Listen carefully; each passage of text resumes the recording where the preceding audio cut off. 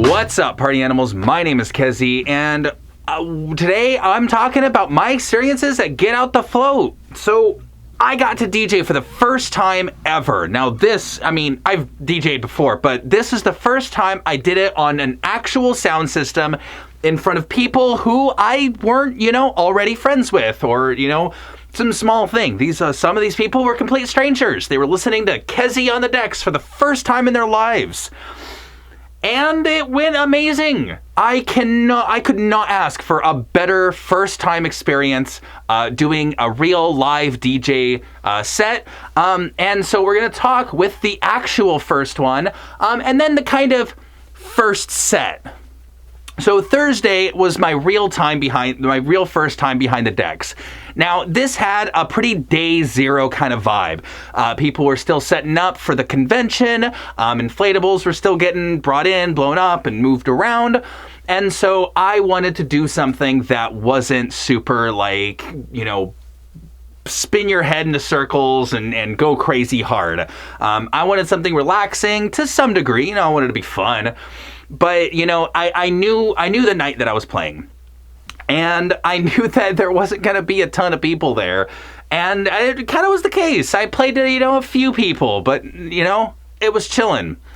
And that set I didn't plan for. I did a complete freestyle set for my first performance ever.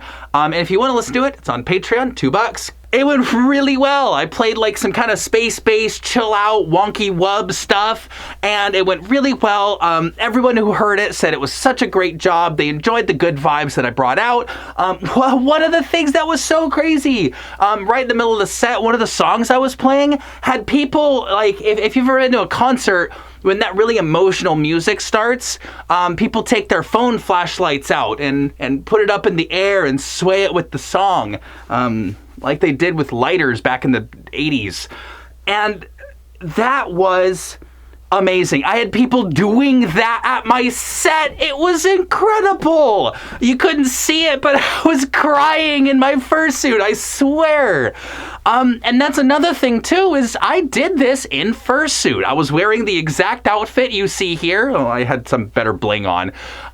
But, this is what I DJ'd in. And one of the things that I notice about furry con DJs is not a lot of people do this. And for how easy it is to do, I'm surprised it's not more popular. And that was the reason I kind of got into DJing with the furry fandom in the first place, was I went to an all music event for furries, and nobody wore their fursuit head.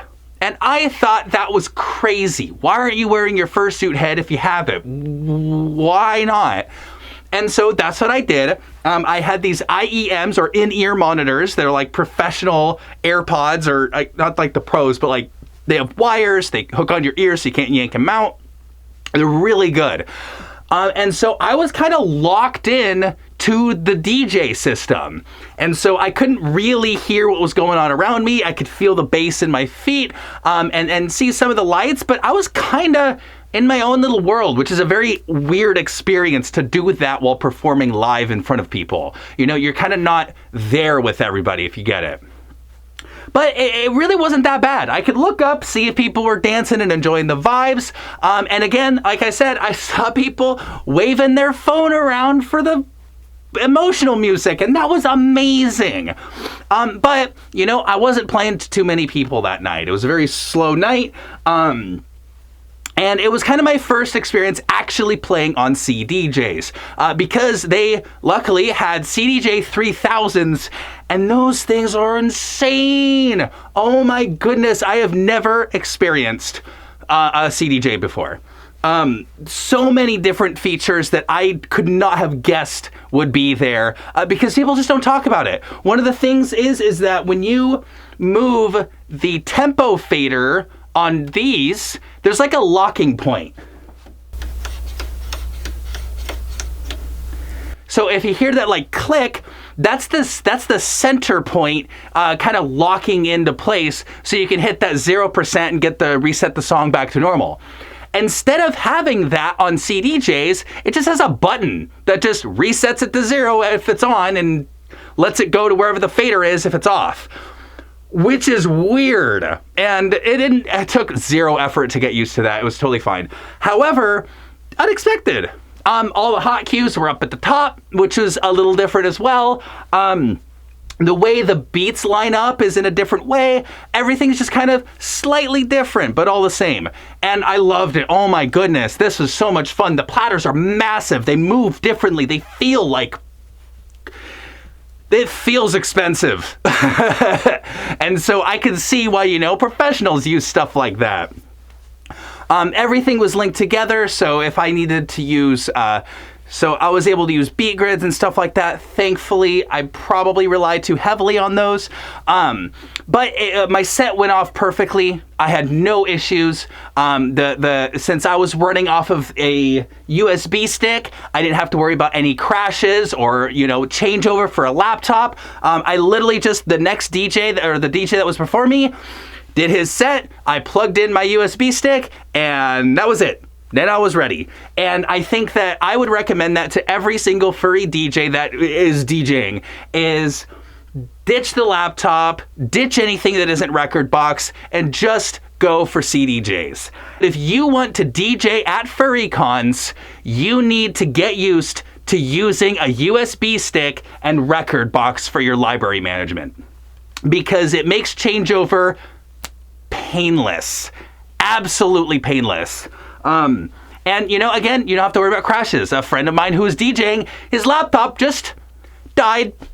And that had to get solved pretty quick. I mean, it crashed. It didn't, the battery was still there. But, yeah, that sucked. And so I highly recommend to anybody wanting to get into this, just start with record box. It's going to make your life way easier going forward. Just do record box. So I got to play around on CDJs. Those were magical to touch. And the whole setup, it was a 4-deck setup. It was super fun to play on. I didn't use more than 2 since I don't know how. AV was super friendly, and it was mostly them who I played to during my Thursday night set. And they were vibing. They loved my music. I was keeping the volume levels low. Make sure you go to sound check. There's a joke. If you're not redlining, you're not headlining. If you're redlining, you're not getting called back. You don't get to come back again. AV will hate you if you do that. And so they'll tell you what you need to see on your level meters, and you just keep it there. Because, yeah. So that's a story for another time. I'll ramble about it later. But yeah, so go to sound check. That was super fun. They let me spend a little extra time practicing on the decks while some other stuff was going on in main events. And that was just a ton of fun. Now it's time for the real deal. Friday night. I was basically headlining. That 10 o'clock time slot is like the headliner time slot at any festival I've been to. And I got it. I got it on Friday night, and I'm so stoked, dude. That was such a fun set. I did so well. I'm so happy with how it went. I had a couple of transition failures, but I don't think anyone noticed, and certainly nobody commented on it. And again, that sets up as well. Thank you so much, AV team, for getting video and audio all synced up and sent back to me so I can show it to you guys. And yeah, check it out on Patreon, because I don't want YouTube copyright strikes, so you're going to have to check it out there. However, this was the set that I was planning for. This was the set that I spent hours and hours and hours meticulously deciding when the transition points were going to happen, which songs I was going to play in what order, at what exact second did I press that play button for each minute of my set. And it went perfectly. I mean, as it can for a live performance. And I had so much fun. I could see the people on the dance floor absolutely getting it down. It was such a good time.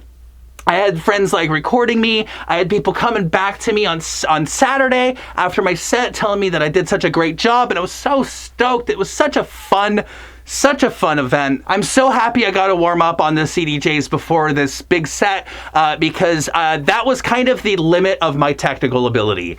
I did everything I possibly could have done to make it the most smooth, make it the most fun, keep the energy up, or at least fluid, and, get that vibe absolutely mastered for the main stage. The con was super amazing, and I'm so glad I got a DJ for this con. Years ago, I went to a convention called Anthro Northwest, and they had a system where they had like one of the PA speakers just kind of playing whatever the DJ was doing in the bouncy castle room. They had a whole room dedicated to bouncy castles.